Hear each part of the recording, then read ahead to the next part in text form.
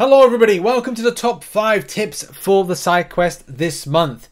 Honestly, it feels like this should have been a video I got out, I don't know, Friday of last week, but as a lot of you know, everything went completely weird with the game. Stuff was breaking left, right and centre, and we're still looking to see whether Kabam are going to put a hot fix out for some of these things. But let's get right down to it and do my top 5 tips for the side quest this month. Especially if you haven't seen any of the content I've done so far, and as well the spreadsheet, which links to in the description. That's been the go-to place to kind of like have some guides of how to kind of walk through and do some of these particular quests. We start with tip number 1, and that's the objectives. These are very doable, but you will need to keep up to date with the channel. We should have put out today the week 2 objectives guide, which goes over a lot of these things. Whether or not it is fighting, like on week 1, the Dormammu fights, Red Goblins, win fights with #heroes while using science, so just parries, land light attacks, all these things. We've done go-to guides, information, as well as top champions to look at for these particular things. And these are very doable. Dual targets, placing quests where these champions appear. Shout out to Aunt May for amazing information about where some of these champions appear. But also the stuff and information that we've generated ourselves for the channel. Thanks very much to those that comment suggestions. Other people as well. It's very important that community is kind of coming together on these particular things. But yeah, some very easy things with week 2. And don't overlook the idea of using Arena. Arena is a great resource in order to make sure that you're investing for free as opposed to using energy in things like, questing to get some of these objectives done. Also incursions, if people are so inclined to do that. I'm not sure if Battlegrounds tallies towards it, but look, you may opt to do questing. I'm a personal big fan of auto-fighting certain content just because it's like, well, I can go and get on with other things in my life. Go and have a shower, write a video, do a video, edit a video, do all this stuff. Like, just have a life and run something on auto-fight at the same time. Double bubble, my friends. Tip number 2 is a very important thing, and it's planning your rewards.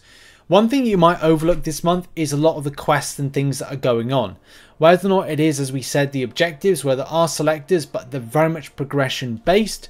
You do have the other things that are like solo events, and you have as well the Portal Mastery, which allows you to get the selectors. Selecting rewards is going to be incredibly important because there will be some rewards which will be guaranteed. We've talked about this. Their objectives, they look a little bit like this, and they're a little bit sparse on the section things of guaranteed. And for people that are Paragon, Thronebreaker, wherever you're at, you're going to look to want guaranteed rewards. So I'm not saying you should follow this one particular, but you may want to wait to the end of the month. Why? Well, once you've done all your objective side of things, so you've done them as I have, I've just smashed them out, and that's great. And as well, you've done the rifts or not done the rifts, you may be left with like totals of what you've picked up. The point I'm getting to is you might feel that you're low on tier 6 basic rewards. You might not get enough. You might feel you're low on 6-star shards rewards. You might as well, and I would recommend this, maybe holding off about 10 rifts to open up some of these Nexus crystals. Because where you are at the game, and some of them are only good at certain like progression levels, by the way. These ones here, Inferno Nexus crystals. If you're not picking up the rewards that you want, as I said, tier 6 basic, 6-star shards, then it's all about selecting specifically the rewards you need to add in for the month. So it's like going into rifts and going, I really could do with getting another 10,000 6-star shards. Then it may be best to focus in that particular grind and focus in that acquisition, which you can do with the selector, depending on obviously on your progression. So that's really what I would advise with that one. And depending on like your plan, as I said, and we do have on the spreadsheet some scenarios where you might look to plan out how much you're able to pick up, whether or not you want to pick up 56,000 6-star shards, whether or not you want to pick up one fully formed tier 3 alpha and tier 6 basic, 16 6-star signature stones, whether or not you're lower and doing level 4 and you want to get 33,200 6-star shards. It's going to be very important this month as to select your particular rewards. But as I said, this is plus whatever is in the objectives and what you get out of those Nexus crystals. So work on those objectives and Nexus crystals first, guarantee them, and then go from there. Next up, and what are some of the best champions to choose for the Hades Rifting side quest? Well, there's tons. A lot of people will say it's easy, it's totally easy, and we understand that it's very easy. But some champions make it much more fun and easier. Also, some champions are able to cover a broad spectrum. Yes, when you get to the end boss, you do get to have a nice little champion choice of what champion you want to use against the boss. But something that's really cool is prepping for a decent team to take in. I've got my own personal favourites. This is, by the way, listed on the spreadsheet, the Google Drive sheet that's in the link in the description. But you can have some very fun evade counter interactions, especially because there's a lot of Spider-Verse based champions. Whether or not you choose to bring in Venom, as well as that, could be a very good thing that leads into then one of the other tips that we're going to be talking about. But Venom, Falcon, Mole Man, Nick Fury, She-Hulk, you've got so many that deal with kind of like evade suppression, boss counters. Depending if you've got a Morning Star, you can have a Magneto against that, Human Torch. Some people have used Human Torch just throughout. Of course, you've got Hercules. I just don't want to mention Hercules all the time. Yeah, there's lots of options, lots of fun options, but do bear in mind champions that are able to slow debuff can be incredibly helpful for this, as well as evade basis suppression. And yeah, if you've got yourself the Venom pool or that lovely Venom, I'm sure you're going to have a very nice time. Next up, and get more Rift energy. Now, if you are doing a grind, you'll find you're beating Spider-Verse based champions. You'll find that you're defeating symbiote tag champions. You'll find you're going to be defeating dimensional being tag champions, and I'm sure you're going to be doing a lot of that and more throughout whatever you're doing, whether or not it's arena, whether or not it's side quest, whether or not it's a standard quest, and it's going to be relatively helpful for your reinvestment. So getting more energy is going to be a relatively easy process. You know, the lovely where is it, energy harvest, that's it. It took me a while to find that. Energy harvest.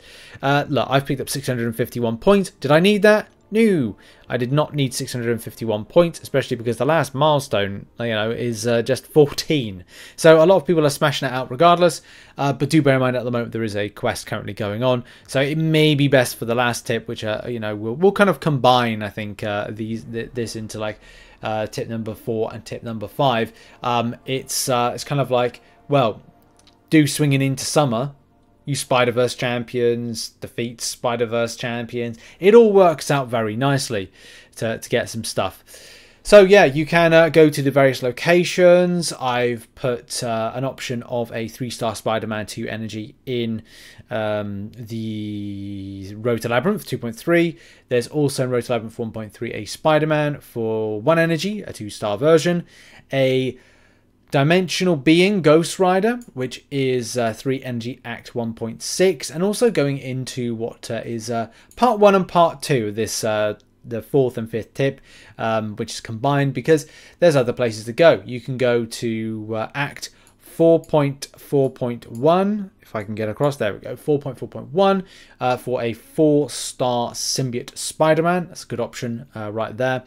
I personally, we'll go over to swinging into summer in a minute as to like what I use. If you saw the video, you know exactly what I'm talking about. But the kind of like way to do this is just smash out some of the side quests. There's a lot of Spider-Verse champions. A lot of the champions you do need to defeat in order to do the solo event are within the side quest. So it's kind of like it's like a recycling. You're recycling the quest and points acquisition. So that's good. That's a good thing to kind of like to kind of note with that one. But there's other places you can go in order to smash it out. And yes, the final part to this is that you can go into you swinging into summer very easily, and that is just by going into lower content. I personally recommend going into Road to Labyrinth. The only reason that I recommend that is because when you go in there, it's low energy spend. I think like it's 10 energy. It might be less. I don't think it's more. I think it's less than actually. It might be like 8 or 9. Maybe it is 10. I'll go to it's 10 just for hell's sake. I found that it was easier just to go, okay, well, I'll go into there, put my Spider-Verse based champion in, my 6-star version, 5-star version. Yes, it will take longer than a lot longer runs. It took 22.5 runs to kind of go through that. Give or take a few times. It depends like where you're going. You can do arena, you can do duels. Look. That's your prerogative. But at the same time, imagine this. I've gone in, click begin quest, click for auto fighting, and then what I'm going to do is I'm going to have a shower. I'm going to make a cup of tea. I'm then going to reset it again. I'm going to go and grab maybe a drink somewhere, come back, wait for it to finish, put it on auto fight again, go and have a chat with somebody, put it on auto fight again, then go and do something else, come back, put it on auto fight again. And by the time you're doing this, you've been quite productive. You've done a lot of your life stuff, and then at the same time the quest is done. I mean, I'm a perfect example of that. You know, look, it's done. So again, it's up to you. If you're feeling you're smashing this out a lot more easier from side quests and whatever, then that's fine. But because it's a limited time only, like that, it's up to you. It's up to you how you approach it. But as I said, it's like kind of easy, really. I had energy refills to burn. I didn't really need them. So, and I've got loads of 4-hour crystals to pop. So, you know, each works for own. Do it in arena for free. Do it in incursions for free. Go and do it everywhere else for free. Go and do some event questing. That may be a better thing. But as I said, you do you at the end of the day with choice of how you approach that one. And that's been a video. Check out some other content located on screen, and I'll see you all soon. Have a great day. Bye-bye.